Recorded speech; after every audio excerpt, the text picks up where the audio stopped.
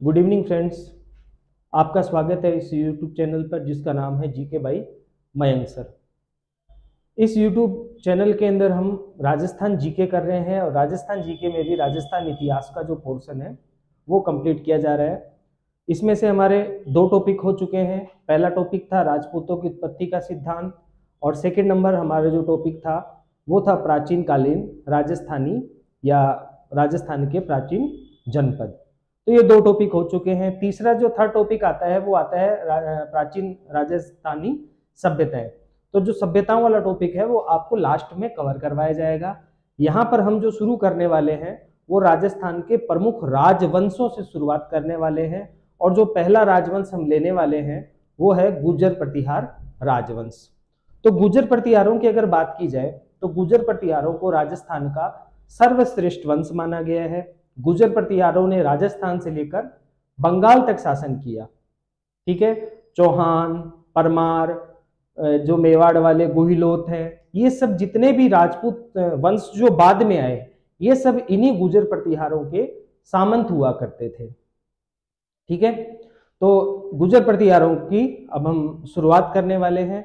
अब ये जो हमारा टॉपिक है ये 3 पार्ट में जाएगा क्योंकि मैं एकदम आपको विस्तार से करवाऊंगा, डीपली करवाऊंगा। तो इस कारण से क्या है कि ये जो टॉपिक है हमारा थोड़ा सा लंबा जाएगा, लेकिन ये है कि आप अगर इसको पढ़ लेंगे तो आपको और कोई बुक या गाइड वगैरह पढ़ने की कोई जरूरत नहीं है। 101 गारंटी 101% गारंटी के साथ यहीं से क्वेश्चन आएंगे। ठीक है, तो शुरू किया जाए। तो हमारा टॉपिक है गुर्जर प्रतिहार वंश। गुर्जर प्रतिहार वंश। ठीक है, 7वीं से लेकर 11वीं शताब्दी तक इनका जो शासनकाल रहा वो 7वीं से लेकर 11वीं शताब्दी तक रहा। राजस्थान का सर्वश्रेष्ठ वंश कहा जाता है। ठीक है, ये किस वंश के थे? तो ये स्वयं को राम का प्रतिहार, प्रतिहार का मतलब होता है रक्षक, तो राम के प्रतिहार, राम के रक्षक कौन थे? लक्ष्मण। तो इसीलिए ये स्वयं को लक्ष्मण का वंशज कहते हैं। और भगवान राम का वंश था इक्ष्वाकु वंश, तो ये स्वयं को इक्ष्वाकु वंश का बताते हैं। ठीक है, तो कुछ बेसिक बातें लिख ली जाए तो राजस्थान का सर्वश्रेष्ठ वंश, राजस्थान का सर्वश्रेष्ठ वंश गुर्जर प्रतिहार वंश को माना गया। इनका मूल स्थान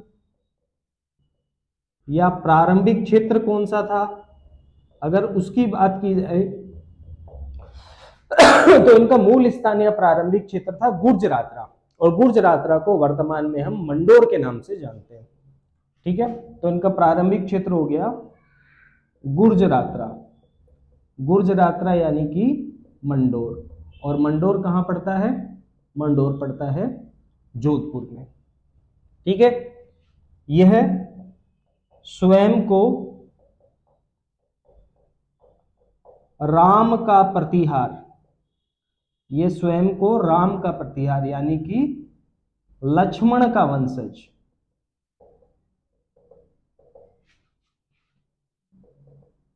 मानते थे। ठीक है, और राम जी का वंश क्या था? तो राम का वंश था इक्ष्वाकु वंश, इसीलिए गुर्जर प्रतिहारों का वंश कौन सा हो गया? इनका भी वंश हो गया इक्ष्वाकु वंश। ठीक है, इनकी कुल देवी की बात की जाए तो गुर्जर प्रतिहारों की कुल देवी है चामुंडा माता। ठीक है, मुणोद नैन्सी ने गुर्जर प्रतिहारों की 26 शाखाओं का वर्णन किया है। इन 26 शाखाओं में से 2 शाखाएं जो थी वो बहुत ज्यादा प्रसिद्ध थी। पहली शाखा थी मंडोर, और मंडोर से ही भीनमाल की शाखा निकली। तो मंडोर और भीनमाल की जो शाखा है ये सर्वाधिक प्रसिद्ध हुई, और इन्हीं 2 शाखाओं के बारे में हमको पढ़ना है।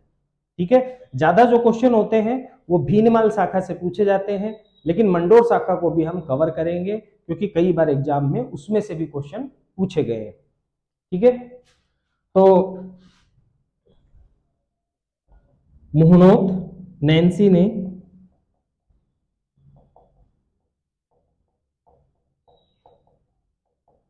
इनकी 26 शाखाओं का वर्णन किया। इनकी 26 शाखाओं का वर्णन किया है, जिसमें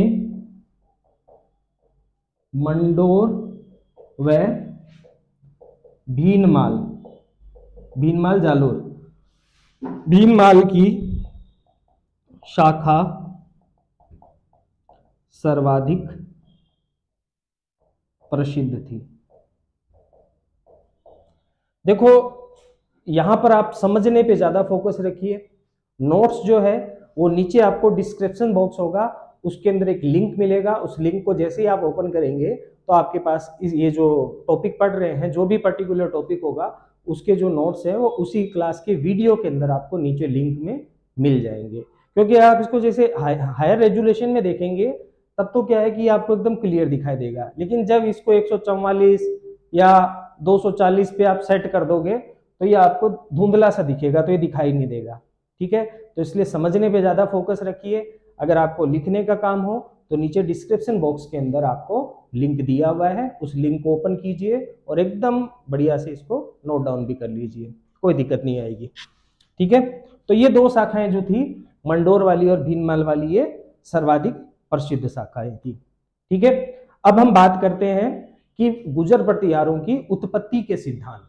देखिए इतिहासकार जो है, विद्वान जो है, उनका अलग अलग मत है। कुछ इतिहासकार जो हैं गुर्जर प्रतिहारों की उत्पत्ति अग्निकुंड से बताते हैं, कोई शकों की संतान बता रहा है, कोई हुनों की संतान बता रहा है, तो वो हमको ध्यान रखना है, क्योंकि ये इससे रिलेटेड क्वेश्चन एग्जामों में कई बार पूछे गए हैं और पूछे जाते हैं। ठीक है, तो अब आपको हेडिंग लगानी है कि गुर्जर प्रतिहारों की उत्पत्ति के सिद्धांत। जो नेक्स्ट हमारा हेडिंग होगी वो है गुर्जर प्रतिहारों की उत्पत्ति के सिद्धांत। गुर्जर प्रतिहारों की उत्पत्ति के सिद्धांत, तो ये कई सिद्धांत हैं, इनको आपको ध्यान रखना है। ठीक है, देखो अगर गुर्जर प्रतिहारों का सर्वप्रथम उल्लेख की बात करें तो गुर्जर प्रतिहारों का सर्वप्रथम उल्लेख ऐहोल अभिलेख में देखने को मिलता है। ऐहोल अभिलेख किसका है? तो चालुक्य सम्राट पुलकेशिन फर्स्ट के समय का है। ठीक है, तो ऐहोल अभिलेख में इनका उल्लेख मिलता है गुर्जर प्रतिहारों का। इसके अलावा केनेडी महोदय जो है वो इनको ईरानी मूल का बताते हैं। ठीक है, स्मिथ, ब्यूलर और हर्नले महोदय इनको हुनों की संतान बताते हैं। कनिंघम इन्हें शकों की संतान बताते हैं। ठीक है, तो इस तरह से अलग अलग विद्वान अपनी अलग अलग राय दे रहे हैं, वो आपको ध्यान में रखना है। ठीक है, तो सबसे पहले हम बात करते हैं गुर्जर प्रतिहारों का सर्वप्रथम उल्लेख। गुर्जर प्रतिहारों का जो सर्वप्रथम उल्लेख है वो हमें मिलता है ऐहोल अभिलेख में। ऐहोल अभिलेख, ऐहोल अभिलेख किसका है? तो ऐहोल अभिलेख जो है ये पुलकेशिन फर्स्ट, चालुक्य राजा था। ठीक है, पुलकेशिन फर्स्ट का है। दूसरा अगर हम उल्लेख करें तो सूर्यमल मिशन, मूणोद नैन्सी, ठीक है, और चंद्रबरदाई, ये अग्निकुंड से बताते हैं। चंद्रबरदाई,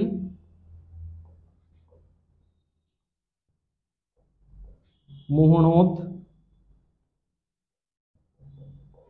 नैन्सी तथा सूर्यमल मिश्रण, ये किससे बताते हैं? तो ये बताते हैं अग्निकुंड से। अग्निकुंड से। देखो अगर लिखा हुआ साफ नहीं दिखाई दे रहा है तो कोई टेंशन मत लीजिएगा, नीचे डिस्क्रिप्शन बॉक्स के अंदर आपको लिंक दिया हुआ है, उस लिंक को ओपन कर लीजिएगा। ठीक है, चंद्रबरदाई, मूणोद नैन्सी, सूर्यमल मिशन किससे बताते हैं? अग्निकुंड से गुर्जर प्रतिहारों की उत्पत्ति बताते हैं। जो थर्ड नंबर है वो आपको ध्यान रखना है, केनेडी। केनेडी महोदय प्रतिहारों को ईरानी मूल का बताते हैं। ये कहते हैं साहब ये तो ईरान से आए हैं।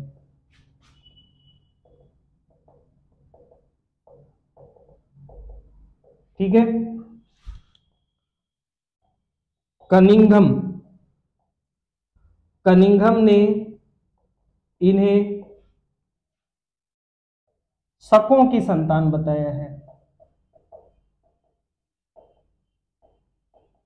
कनिंघम ने इन्हें शकों की संतान बताया है। हर्नले, स्मिथ, ब्यूलर ने इन्हें हुणों की संतान बताया है। हुणों की संतान बताया है। ठीक है। देखो, गुर्जर प्रतिहारों के समय एक चीनी यात्री था जिसका नाम था वेनसांग। वेनसांग भी भारत आया था और वेनसांग ने अपनी यात्रा में गुर्जर क्षेत्र का वर्णन किया और गुर्जर क्षेत्र को इसने जो है कुचेलो कहा, यानी कि जो गुर्जरात्रा क्षेत्र था, गुर्जर प्रतिहारों का क्षेत्र था, इसे गुर्जरात्रा को इसने कुचेलो कहा। और जो इनकी राजधानी भीनमाल हुआ करती थी, तो भीनमाल को उसने पीलोमोलो कहा है। ठीक है। वेनसांग की पुस्तक का नाम है सीयू की, यात्रियों का राजकुमार वेनसांग। ठीक है। तो 6 नंबर आपको ध्यान रखना है कि वेनसांग ने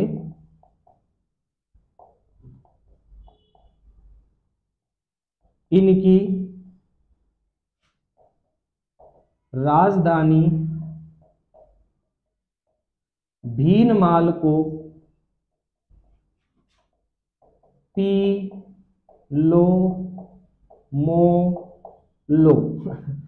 पीलोमोलो कहा तथा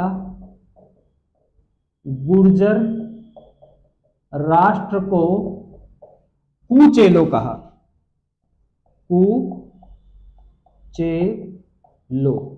कुचेलो कहा।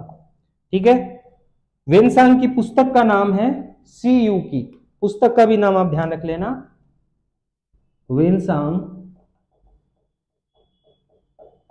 की पुस्तक का नाम है सी यू की। ठीक है।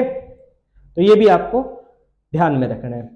नेक्स्ट अगर हम बात करें 7th नंबर की, तो 7th नंबर पे हमको ध्यान रखना है अरब यात्रियों का, कि अरब यात्रियों ने इनको क्या कहा। ठीक है। तो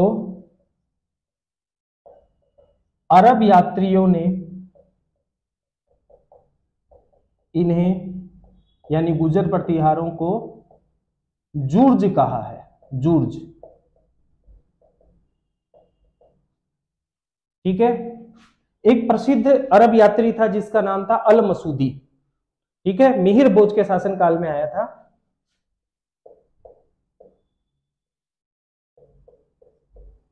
अल मसूदी।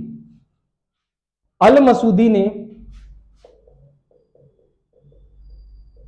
गुर्जर क्षेत्र को अल गुर्जर तथा इनके शासक को यानी राजा को बोरा कहकर संबोधित किया। ठीक है। यह क्वेश्चन पूछा गया था, अभी हाल ही के एग्जाम में पूछा गया था कि गुर्जर प्रतिहारों को बोरा किसने कहा, तो अरब यात्री अल मसूदी ने इनको बोरा कहा था। ठीक है। आगे हम पढ़ेंगे, महेंद्रपाल वगैरह पढ़ेंगे तो इसका अल मसूदी का जिक्र आएगा, तब हम इसको वहीं पे कवर करेंगे। ठीक है। तो ये क्या थे कि गुर्जर प्रतिहारों की उत्पत्ति से रिलेटेड सिद्धांत थे। ठीक है। अब यहीं पर एक बात अपन को और ध्यान रखनी है, थोड़ी सी घटियाला शिलालेख के अनुसार। ठीक है। तो 8 नंबर पे हमको ध्यान रखना है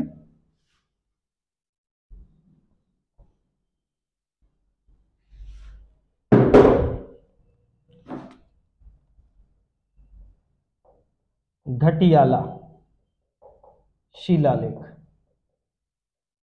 घटियाला गांव जोधपुर में है, कक्कुक के द्वारा डलवाए गए थे। घटियाला शिलालेख के अनुसार देखो, एक ब्राह्मण था जिसका नाम था हरिश्चंद्र रोहतली, और इसकी दो पत्नियां थी, एक क्षत्रिय पत्नी और एक ब्राह्मण पत्नी। क्षत्रिय पत्नी का नाम था भद्रा या भद्रावती, और ब्राह्मण पत्नी का नाम था द्विजात्मा। ठीक है, तो जो क्षत्रिय पत्नी से पुत्र उत्पन्न हुए वो तो गुर्जर प्रतिहार कहलाए। ठीक है, और जो ब्राह्मण पत्नी से पुत्रियां उत्पन्न हुई वो गुर्जर गौड़ कहलाए। ठीक है, तो जो क्षत्रिय पत्नी भद्रा से जो पुत्र उत्पन्न हुए उनमें से ही जो 3rd नंबर पुत्र था रज्जिल ने ही इस वंश की स्थापना की थी। ठीक है, तो अभी थोड़ा लिख लेते हैं इसको। के अनुसार देखो, हरिश्चंद्र रोहतली की पत्नी, कितनी पत्नी थी? 2 पत्नियां थी। ठीक है, इसमें से एक तो हो गई क्षत्रिय पत्नी। ठीक है, क्षत्रिय पत्नी का नाम था भद्रा या भद्रावती, और इसी तरह इसकी एक ब्राह्मण पत्नी थी। ठीक है, ब्राह्मण पत्नी का नाम क्या हो जाएगा? तो द्विजात्मा।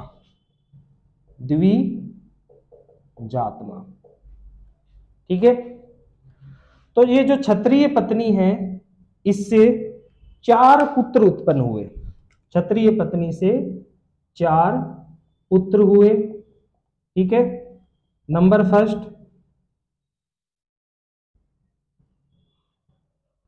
क्षत्रिय पत्नी से 4 पुत्र उत्पन्न हुए। नंबर फर्स्ट एक मिनट,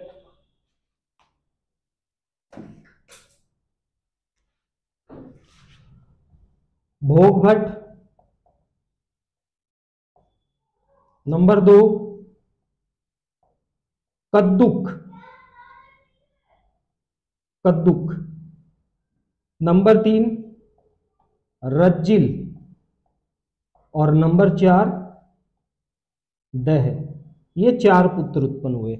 इसमें जो 3rd पुत्र है रज्जिल से इस वंश की उत्पत्ति मानी गई है। किसकी? मंडोर शाखा शुरू हुई है। ये मंडोर शाखा भीनमाल चली गई, भीनमाल वाले कन्नौज चले, उज्जैन चले गए, कन्नौज चले गए, तो इस तरह से ये बंगाल तक फैले गए थे। ठीक है, तो इससे जो 3rd पुत्र उत्पन्न हुआ रज्जिल, इसी रज्जिल से इस वंश की उत्पत्ति मानी गई है। ठीक है, अब जो ब्राह्मण पत्नी है इनसे जो भी पुत्र उत्पन्न हुए वो सब क्या कहलाए? वो कहलाए गुर्जर गौड़। ठीक है, और इनसे जो भी उत्पन्न हुए वो सब क्या कहलाए? वो कहलाए गुर्जर प्रतिहार।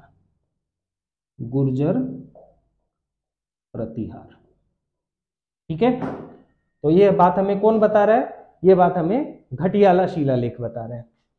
ठीक है, अब हम बात करते हैं गुर्जर प्रतिहारों की जो सर्वाधिक जो प्रसिद्ध शाखाएं थी, एक तो मंडोर शाखा और दूसरी भीनमाल शाखा।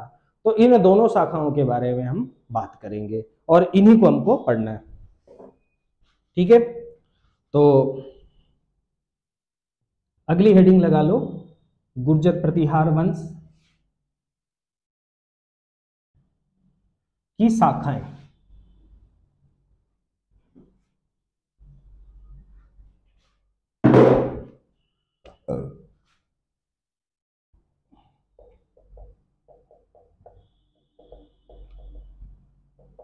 ऐसे तो 26 शाखाएं हैं, लेकिन हमें केवल 2 पढ़नी है। पहली पढ़नी है मंडोर शाखा, और सेकंड नंबर पे हमको पढ़नी है भीनमाल शाखा। यही भीनमाल शाखा आगे उज्जैन कन्नौज पहुंच जाएगी। ठीक है, तो अगर मंडोर शाखा में बात करें तो मंडोर शाखा शुरू किससे हो रही है? रज्जिल से। दूसरा हो जाएगा भोगभट, तीसरा नागभट, फोर्थ हो जाएगा शिलूक, फिफ्थ हो जाएगा झोंट प्रतिहार। 6 नंबर पे आ जाएगा, ये तय है, झोंट, झोंट प्रतिहार। 6 नंबर पे आ जाएगा कक। 7 नंबर पे बाउक और 8th नंबर पे इंदा प्रतिहार। इंदा प्रतिहार आज की क्लास में इंदा प्रतिहार तक लेंगे, बाकी भीनमाल शाखा वाला जो है ये कर लेंगे। देखो भीनमाल शाखा की जो शुरुआत हो रही है वो किससे हो रही है? नागभट्ट फर्स्ट से हो रही है। ये नागभट्ट फर्स्ट है, नागभट्ट 2 हैं इसमें, ठीक है। तो भीनमाल शाखा की शुरुआत किससे हुई है? नागभट्ट फर्स्ट। शासनकाल की बात करें तो 730 से 756, ठीक है। सेकंड नंबर पे आ गया देवराज। सेकंड नंबर पे आ जाएगा, sorry, Kakkuka, Kakkuka. Third number पे देवराज। फोर्थ नंबर पे वत्सराज, ठीक है। फिफ्थ नंबर पे आ जाएगा नागभट्ट सेकंड, नागभट्ट सेकंड। फिर आ जाएगा 6 नंबर पे रामभद्र। रामभद्र के बाद 7 नंबर पे आ जाएगा मिहिर भोज, या इसको भोज प्रथम भी कहा जाता है, मिहिर भोज या भोज प्रथम, ठीक है। इसके बाद में आ जाएगा महेंद्रपाल फर्स्ट। 8 नंबर पे आ जाएगा महेंद्रपाल फर्स्ट। 9th नंबर पे भोज सेकंड, ठीक है। 10th नंबर पे आ जाएंगे महिपाल फर्स्ट। 10th नंबर पे महिपाल फर्स्ट। इन सब शासकों को पढ़ेंगे हम, इनके बारे में कुछ ना कुछ हम लिखेंगे, ठीक है। महिपाल फर्स्ट, बाकी आपको इधर लिखा देते हैं। महिपाल फर्स्ट के बाद में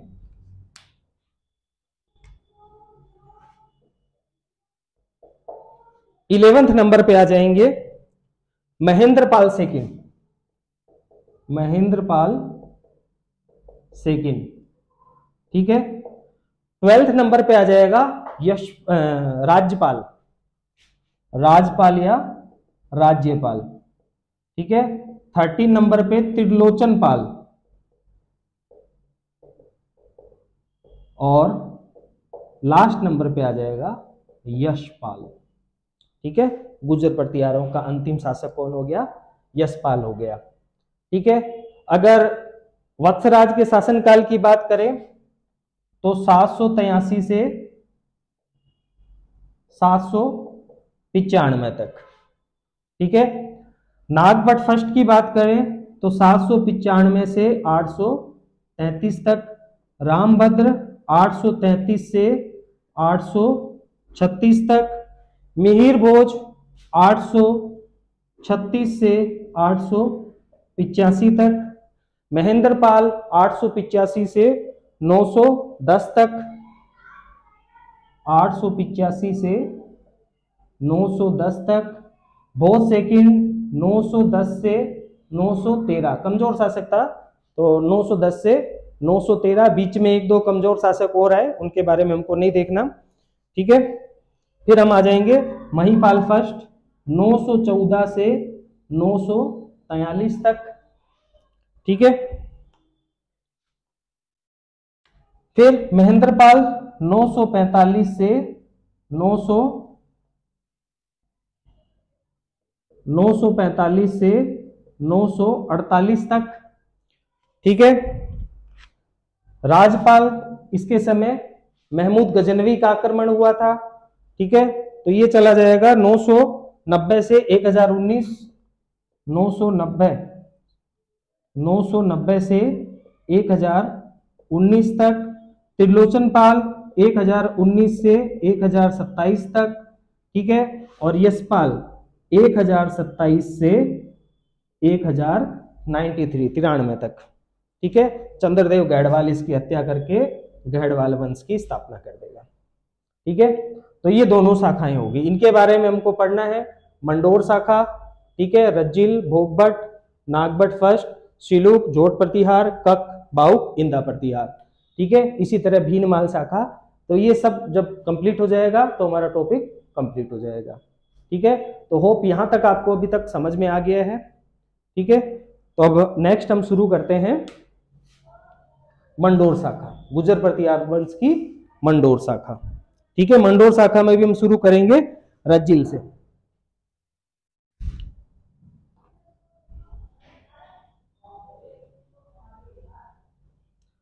तो हेडिंग लगा लो, गुर्जर प्रतिहार वंश की मंडोर शाखा।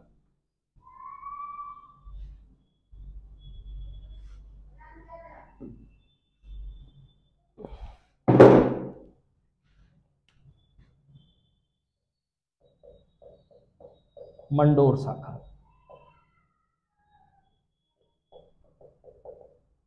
मंडोर शाखा में पहला शासक कौन है? रज्जिल। तो रज्जिल के बारे में आपको 2-3 बातें याद रखनी है कि गुर्जर प्रतिहारों की मंडोर शाखा का संस्थापक है। ठीक है, इसने महामंडलेश्वर मंदिर का निर्माण करवाया मंडोर के अंदर। ठीक है, और एक मिनट, और इसका जो दरबारी राजपुरोहित था वो नरहरि था। ठीक है, तो रज्जिल की 3 बातें याद रखनी है। पहली बात कि मंडोर की प्रतिहार शाखा का संस्थापक, मंडोर की प्रतिहार शाखा का संस्थापक दरबारी राजपुरोहित, इसका दरबारी राजपुरोहित हो जाएगा नरहरि। ठीक है, और इसने मंडोर में मंडलेश्वर मंदिर का निर्माण करवाया। ठीक है, महामंडलेश्वर मंदिर का निर्माण करवाया। दूसरा जो हमारे आता है शासक वो है भोगभट। दूसरा शासक कौन आ गया? भोगभट आ गया। ठीक है, तो भोगभट की उपाधियों का ध्यान रखना है। इसकी उपाधि है पिल्लापणी। ठीक है, और वेनसांग ने इसको पेल्लोपेली कहा है। पेल्लोपेली मतलब साहसिक कार्य करने वाला शासक, गो और ब्राह्मणों का रक्षक इसको कहा गया है। इसके बारे में 3 बातें ध्यान रखनी है भोगभट के बारे में। पहला तो क्या है? इसकी उपाधि। इसकी उपाधि क्या है? पिल्लापणी। ठीक है, गो व ब्राह्मणों का रक्षक कहलाता था ये। ठीक है, वेनसांग ने इसे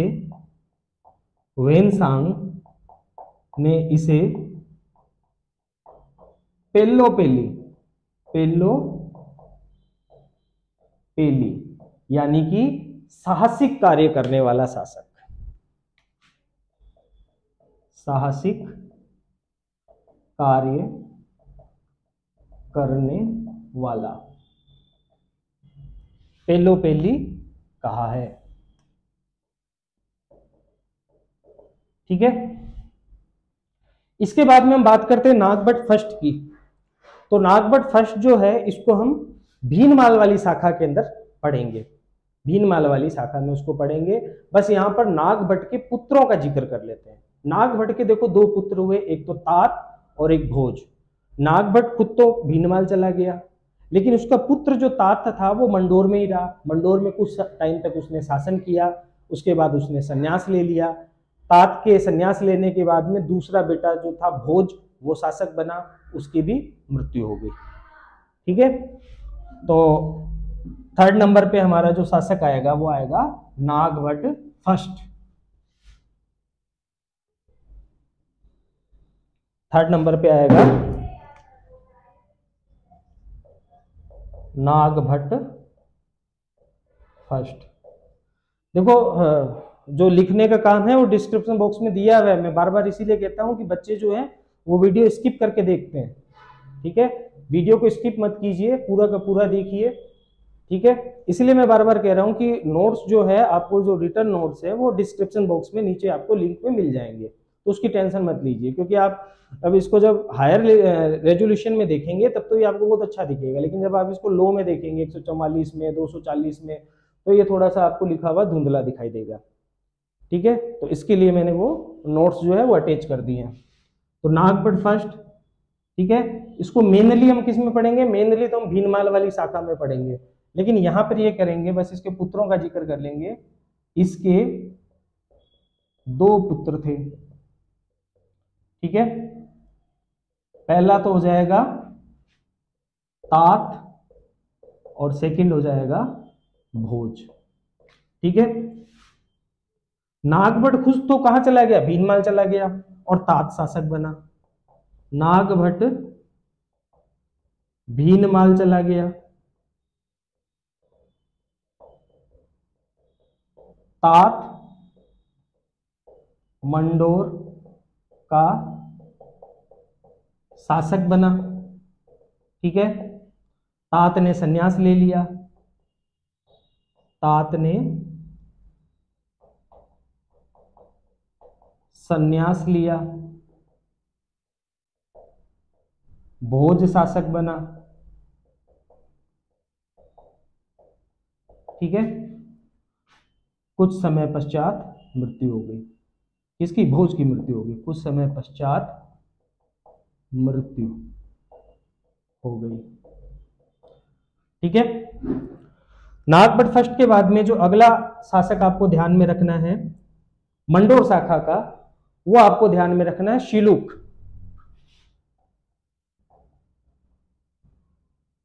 शिलूक, ठीक है। इसने मंडोर की जगह लोदरवा को अपनी राजधानी बनाया, लोदरवा को अपनी राजधानी बनाया, ठीक है। वल्ल क्षेत्र, वल्ल क्षेत्र किसको कहा जाता है, वल्ल या मल्ल, जैसलमेर, वल्ल क्षेत्र यानी कि जैसलमेर के शासक देवराय भाटी को पराजित किया, देवराय भाटी को पराजित किया इसने, ठीक है। और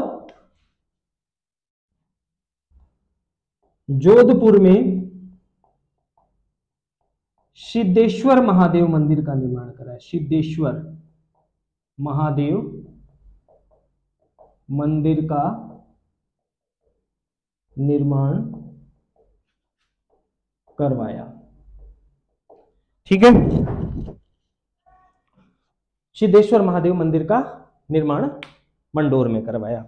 नेक्स्ट जो शासक है वो है झोट प्रतिहार। नेक्स्ट कौन है, झोट प्रतिहार। झोट प्रतिहार के बारे में आपको ध्यान रखना है कि इसने गंगा में समाधि ले ली थी, गंगा में जीवित जल समाधि ले ली थी, ठीक है। रावल जाति को इसने सैनिक सेवा में नियुक्त किया था, ठीक है। तो ये बातें इसके बारे में ध्यान रखनी है झोट प्रतिहार के बारे में, क्या कि गंगा में जीवित जल समाधि ले ली, ठीक है। दूसरी बात इसकी ध्यान रखनी है कि इसने रावल जाति को सैनिक सेवा में रखा, रावल जाति को सैनिक सेवा में रखा, ठीक है। ये क्वेश्चन पूछा गया है कि रावल जाति को सैनिक सेवा में रखने वाला प्रतिहार शासक कौन था, तो झोट प्रतिहार था, ठीक है। एक बात और इसकी ध्यान रख लेना कि ये वीणा बजाने में निपुण था, वीणा बजाने में निपुण था। अच्छा, वीणा बजाने में कौन कौन निपुण थे, एक तो समुद्रगुप्त, दूसरा ये हमारे भाई साहब आ गए झोट प्रतिहार, और तीसरा एक शासक और था, मुगल था। अब आप लोग कमेंट में बताओ कि वो शासक कौन था। ठीक है, तो इसके बाद में हम बात करते हैं कक की। जो नेक्स्ट आ जाता है शासक वो आ जाता है कक।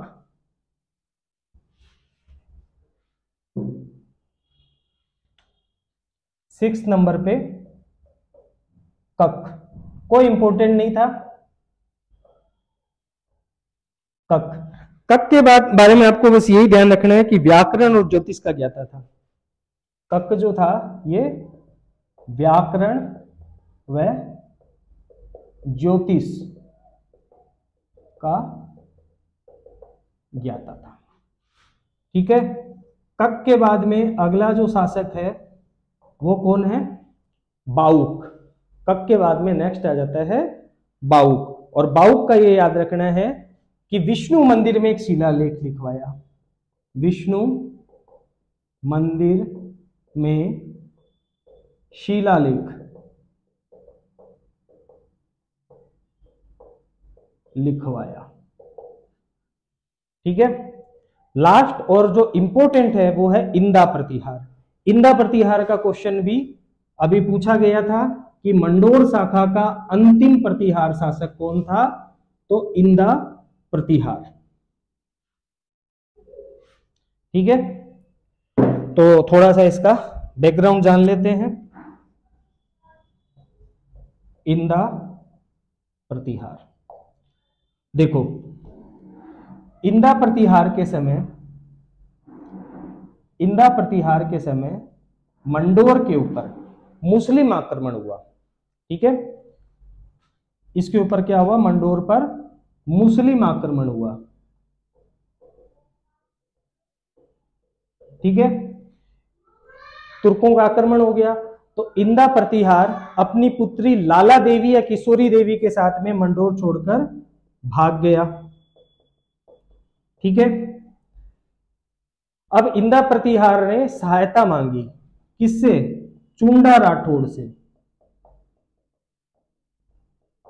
चुंडा राठौड़ से, ये राठौड़ वंश के अंदर हम पढ़ेंगे। चुंडा राठौड़ जो जोधपुर का राठौड़ वंश है उसके अंदर चुंडा राठौड़ आएगा, वहां पर और इसको अच्छी तरह से क्लियर करेंगे। यहां बस इतनी कहानी समझ लो कि मंडोर पर मुस्लिम आक्रमण हुआ, जो इंदा प्रतिहार था अपनी पुत्री लाला देवी या किशोरी देवी के साथ में मंडोर छोड़कर भाग गया। इसने जाकर चुंडा राठौड़ से सहायता मांगी, चुंडा राठौड़ ने इनकी सहायता की, इंदा प्रतिहार खुश हो गया। इसने अपनी पुत्री लाला देवी या किशोरी देवी का विवाह चुंडा राठौड़ से करा दिया, और ये जो मंडोर है, मंडोर चुंडा राठौड़ को दहेज में दे दिया। ठीक है, तो इस तरह से मंडोर पर अब कौन आ गया? राठौड़ आ गए, जोधपुर वाले। ठीक है, मारवाड़ का जो राठौड़ वंश है जो हम पढ़ेंगे आगे जाके। ठीक है, तो ये आपको इतना ध्यान में रखना है। ठीक है, तो इसको लिख डालते हैं।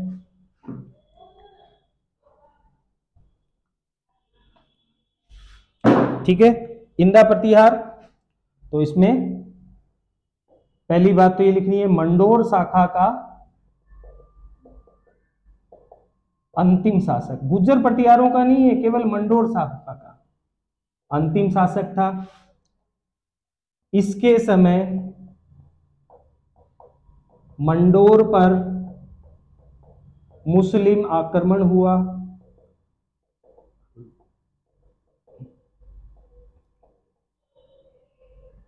ठीक है, पुत्री लाला देवी या किशोरी देवी के साथ मंडोर से भाग गया। ठीक है, चुंडा राठौड़ की सहायता से पुनः मंडोर जीता। चुंडा राठौड़ की सहायता से पुनः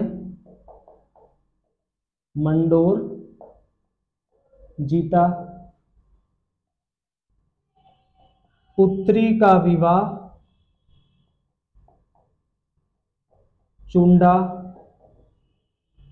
राठौड़ से किया। तथा मंडोर दहेज में दे दिया, तथा मंडोर दहेज में दे दिया। तो यहां तक क्या थी, मंडोर शाखा थी। अब नेक्स्ट क्लास के अंदर हम भीनमाल शाखा को कंप्लीट करेंगे, और भीनमाल शाखा को हम 2 पार्ट में कंप्लीट करेंगे। मतलब ये जो पूरा गुजर प्रतिहार है इसको हम 3 पार्ट के अंदर कवर करेंगे। ये फर्स्ट हो गया, इसके अलावा 2 पार्ट इसके और आएंगे। ठीक है, तो आपको अगर वीडियो पसंद आया हो तो प्लीज वीडियो को लाइक करें, इसको सब्सक्राइब करें, ठीक है, और बेल आइकॉन पर भी क्लिक कर दीजिए, जिससे नए नए जब भी वीडियो आपके सामने आएंगे तो आपको पता चल जाएगा। ठीक है, देखिए यहाँ पर आपको पूरी की पूरी जो जीके है, राजस्थान जीके, इंडियन जीके, जो हर तरह के कंपटीशन एग्जाम में आती है, राजस्थान जीके आपको आरएस लेवल की करवाई जा रही है। तो छोटे मोटे एग्जामों में तो आएगी आएगी वो। ठीक है, इसी तरह इंडियन जीके जब मैं आपको करवाऊंगा तो मैं आईएएस लेवल की करवाऊंगा। ठीक है, तो उससे बाहर जाने का सवाल ही नहीं है। मैं ये नहीं कहता कि 100 में से 100 क्वेश्चन आएंगे, 100 में से 70 क्वेश्चन, 75 क्वेश्चन आपके इजीली आ जाएंगे, और इतना ही पास होने के लिए आपको चाहिए होता है। ठीक है, तो आपको केवल ये नोट्स पढ़ने हैं, इसके अलावा कोई भी बुक, कोई भी गाइड पढ़ने की कोई जरूरत नहीं है। ठीक है, यहाँ पर फेमस होने के लिए मैं आपको नहीं पढ़ा रहा हूँ, यहाँ पर एकदम पूरा टॉपिक वाइज आपको सब कुछ पढ़ाया जाएगा। वो नहीं है कि कोई बेस्ट चीज आपको बस पढ़ा दी। ठीक है, जो टीचर होते हैं वो 2-2, 4-4 वीडियो डालेंगे। यहाँ पर आपको एक एक वीडियो, जो जीके से रिलेटेड जितने भी वीडियो हैं, सब वीडियो आपको धीरे धीरे अवेलेबल करवाए जाएंगे। 3 से 4 महीना लगेगा, लेकिन आपको नियर अबाउट जो भी जीके है वो सारी आपको यहाँ पर कंप्लीट मिलेगी। ठीक है, तो दोस्तों खुश रहिए, मजा कीजिए, पढ़ाई में ध्यान दीजिए, पढ़ना आपको देखो पड़ेगा। ठीक है, ये जो नोट्स हैं इनको अच्छी तरह से आपको याद करना पड़ेगा। ठीक है, और इन्हीं नोट्स में से क्वेश्चन आएंगे, आप एग्जाम में देख लेना, पीछे के एग्जाम आए हुए होंगे उनको मिला लेना, और आगे कोई भी एग्जाम होंगे उनको देख लेना, इन्हीं नोट्स में से क्वेश्चन आएंगे। ठीक है, तो नेक्स्ट क्लास तक के लिए गुड बाय, सी यू। ठीक है, जय श्री कृष्णा।